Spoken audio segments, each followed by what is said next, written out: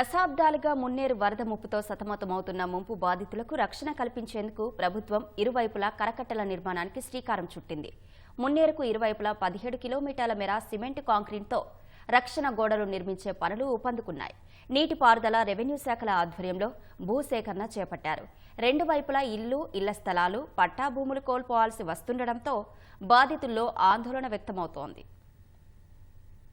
గత జులైలో విరుచుకుపడ్డ మున్నేరు వరదలు ఖమ్మంలోని పలు కాలనీవాసులకు కన్నీరే మిగిల్చింది. మున్నేరు చరిత్రలోనే తొలిసారి ఏకంగా 30 అడుగులు దాటి మహోగ్ర రూపం దాల్చడంతో ప్రజలు ప్రాణాలు అరచేతిలో పెట్టుకుని ప్రభుత్వ పునరావాస కేంద్రాల్లో తలదాచుకున్నారు. వందలాది ఇళ్లు వరదల్లో చిక్కుకోగా కోట్ల మేర ఆస్తి నష్టం సంభవించింది. మరోసారి అలాంటి పరిస్థితి రాకుండా మున్నేరుకు ఇరువైపులా రక్షణ గోడలు నిర్మించాలని ప్రభుత్వం నిర్ణయించింది. 17 కిలోమీటర్ల మేర రక్షణ గోడ కోసం సర్కార్ 51 కోట్లు మంజూరు చేసింది. రెండు వైపులా 20 అడుగుల వెడల్పుతో 33 అడుగుల ఎత్తు వరకు రక్షణ గోడ నిర్మించనున్నారు. 2 నెలలుగా ఆ పనులు కొనసాగుతున్నాయి. 2 ఏళ్లలో పూర్తి చేయాలని గుత్తేదారుతో ప్రభుత్వం ఒప్పందం చేసుకుంది. కరకట్టల నిర్మాణం పూర్తయితే మున్నేరు ముంపు కాలనీలకు వరద కష్టాలు శాశ్వతంగా తొలగిపోనున్నాయి.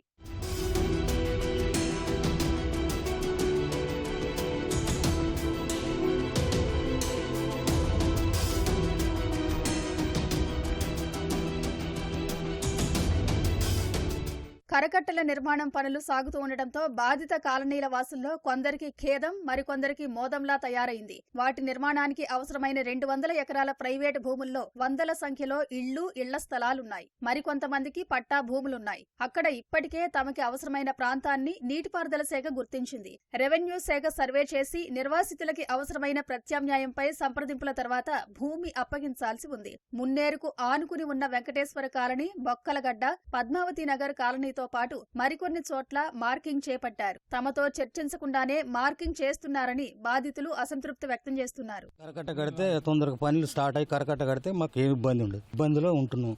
ఇప్పుడు దగ్గర పోయినసారి అప్పుడు వచ్చింది ఒకసారి 15 సంవత్సరాల కింద, అప్పుడు ఇబ్బంది పడ్డాం. మళ్ళీ ఇబ్బంది అయింది. దయచేసి తొందరగా కడితే పూర్తి చేస్తే సంతోషం. ఇప్పుడు కూడా వర్షాకాలం స్టార్ట్ అయింది కదా, ఇంతవరకు కరకట్ట కడతామని ఎప్పుడో స్టార్ట్ అయింది అన్నారు. ఇంతవరకు అది స్టార్టే చేయట్లేదు. అమౌంట్ కూడా రిలీజ్ అయిందని చెప్పారు. ఏమీ లేదు ఇంతవరకు. అసలే పిల్లలు లేని ఇల్లు ఉంటాయో పోతాయో కూడా తెలియదు. చాలా వరకు పోయినా ఇంతవరకు బాగా చేయించుకోలేదు. పోయినసారి ₹1 కూడా రాలేదు. ఇక్కడ డైరీ ఫామ్ పెట్టుకొని ఉన్నాం. ఇదికి వచ్చినాక ఒక సంవత్సరానికి మా భర్త చచ్చిపోయిండు. ఈ ఇల్లే ఆధారం సార్.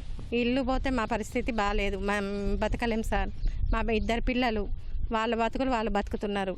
భూసేకరణ అయిందంట. మార్కింగ్ అక్కడి వరకు పెట్టిండ్రు. వాళ్ళు ప్రచారానికి వచ్చినప్పుడు అడిగినా మీకు నోటీసులు ఏం రాలే, ఇండ్లు పోవు అని చెప్పారు. ఆయన మేము ఓటేసాం. మరి ఇల్లు పోకుండా కడతారంటేనే ఓట్లేసి గెలిపించుకున్నాం. మరి ఇప్పుడు ఓట్లేసినాం, గెలిపించుకున్నాం. మా ఇండ్లు పోతే మా పరిస్థితి. మాకు 3 ఆడపిల్లలు. అప్పు చేసి ఏదో చిన్న ఉద్యోగం చేస్తే రిటైర్మెంట్ డబ్బులన్నీ అప్పులు చేసి అవి కాక కట్టుకున్నాం ఇల్లు. మొత్తం ఇల్లు అంతా మునిగింది. అప్పుడు ఒక 2-3 లక్షలు లాస్ వచ్చినాయి. ఇప్పుడు అది ఇది అనుకొని ఇప్పుడు గోడ కట్టి ఇది అప్పు చేసుకునేసరికి మళ్ళీ ఇది ఒకటి పెడుతున్నారు. ప్రమాదమే. మరి అది చూసుకోవాలా. మరి మాకు కూడా నష్టం జరగకుండా చూసుకోవాలి కదా. ఎందుకంటే ఇల్లు మనకు తెలిస్తే ముందు కట్టుకునేటోళ్ళం కాదు. పిల్లలకి ఏదన్నా ఇవ్వాలి కదా.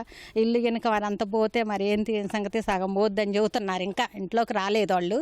వచ్చిన తర్వాత చెబుతున్నారు. అది రెవెన్యూ, నీటిపారుదల శాఖ అధికారుల వాదన మరోలా ఉంది. ఇప్పటికే కరకట్టల నిర్మాణ పనులు సాగుతున్నాయని నీటిపారుదల శాఖ అధికారులు చెబుతుంటే రెండు వైపులా రక్షణ గోడల నిర్మాణాలకు అవసరమైన కొలతలు వేసినట్టు చెబుతున్నారు. నిర్వాసితులతో మాట్లాడాల్సింది రెవెన్యూ శాఖ అధికారులే అంటున్నారు. రెవెన్యూ శాఖ అధికారులు మాత్రం ఇంకా సర్వే కొలిక్కి రాలేదని తెలిపారు. రెండు శాఖల భిన్నమైన ప్రకటనలు నిర్వాసిత బాధితులని తీవ్ర కలవరానికి గురిచేస్తున్నాయి. తమతో సంతృప్తికరమైన చర్చలు జరిపిన తర్వాతే ముందడుగు వేయాలని బాధితులు కోరుతున్నారు.